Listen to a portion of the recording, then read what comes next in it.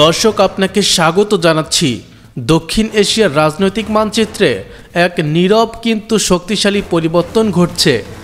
বাংলাদেশ একসময়ের দরিদ্র উন্নয়নশীল দেশ আজ সামরিক শক্তিতে পরিণত হতে চলেছে একটি সম্ভাবনাময় আঞ্চলিক খেলোয়াড়। চ্যানেলে নতুন হলে সাবস্ক্রাইব করুন। তাহলে চলুন চলে যায় মূল প্রতিবেদনে।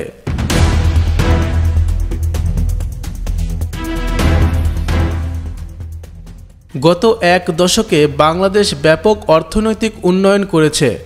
এর পাশাপাশি দেশটি বুঝেছে শুধুমাত্র অর্থনৈতিক সাফল্যই যথেষ্ট নয়, সার্বভৌমত্ব রক্ষায় প্রয়োজন আধুনিক সামরিক শক্তি। 2010 সালে যেখানে প্রতিরক্ষা বাজেট ছিল মাত্র $1.5 বিলিয়ন, 2025 সালে তা বেড়ে দাঁড়িয়েছে প্রায় $5 বিলিয়ন।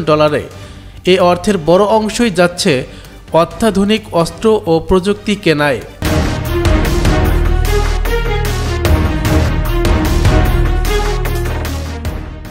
বাংলাদেশ ইতোমধ্যেই JF-17 থান্ডার ও MiG-29 যুদ্ধবিমান ব্যবহার করছে। তবে শোনা যাচ্ছে Bangladesh multi role combat aircraft প্রোগ্রামের আওতায় 16টি আধুনিক যুদ্ধবিমান কিনতে চায়, যা হতে পারে ইউরোফাইটার থাইপন, রাফায়েল অথবা গ্রিপেন।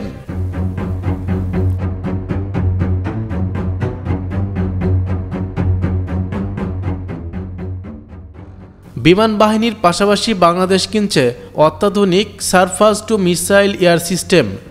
2023 সালে বাংলাদেশ বাকার সিকান, ওরিলিকন ও FM-19 এর মতো মিসাইল সিস্টেম সংগ্রহ করেছে। এর মানে দেশের আকাশ সীমায় আগের চেয়ে অনেক বেশি সুরক্ষিত। চীন থেকে কেনা 2টি সাবমেরিন এবং একাধিক যুদ্ধজাহাজ এখন বাংলাদেশের জলসীমা পাহারা দিচ্ছে। বঙ্গোপসাগরে বাংলাদেশের সামুদ্রিক অধিকার রক্ষায় এগুলো একটি গেম চেঞ্জার।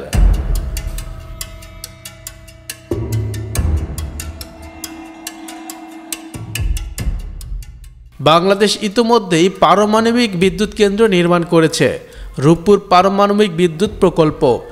যদিও এটি শান্তিপূর্ণ উদ্দেশ্যে, তবে বিশ্লেষকরা বলছেন এটি হতে পারে একটি স্ট্র্যাটেজিক ইনফ্রাস্ট্রাকচার।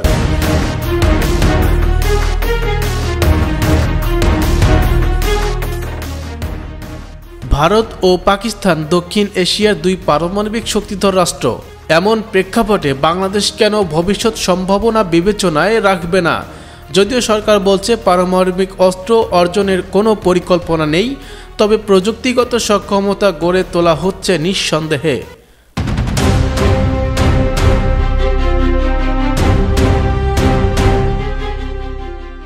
বাংলাদেশ চীনের বেল্ট অ্যান্ড রোড ইনিশিয়েটিভ এর অংশ না হলেও চীনের কাছ থেকে অনেক সামরিক সরঞ্জাম কিনছে। ভারত এতে উদ্বিগ্ন, আবার পশ্চিমা বিশ্ব বাংলাদেশকে নিজের পাশে টানতে চায়। এই ভূরাজনৈতিক উত্তেজনার মধ্যেই বাংলাদেশ কৌশলীভাবে চলতে চাইছে, নিজের স্বার্থ রক্ষার জন্য প্রতিরক্ষা শক্তি গড়ে তুলছে, কিন্তু জোট নিরপেক্ষ অবস্থানে থেকেই।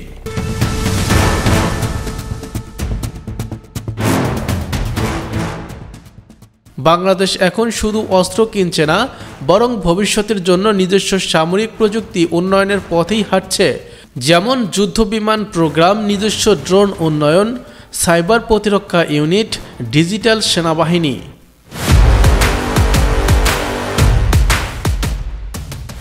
বাংলাদেশের এই রূপান্তর নিঃসন্দেহে একটি নতুন শক্তির আগমন। বিশ্ব রাজনীতির এই উত্তাল সময়ে এমন প্রস্তুতি শুধু যৌক্তিকই নয়, সমোপযোগীও। এই ধরনের তথ্যভিত্তিক কন্টেন্ট পেতে আমাদের চ্যানেলটিকে সাবস্ক্রাইব করুন। কমেন্টে জানান আপনি কি মনে করেন বাংলাদেশ পারমাণবিক শক্তি অর্জন করবে।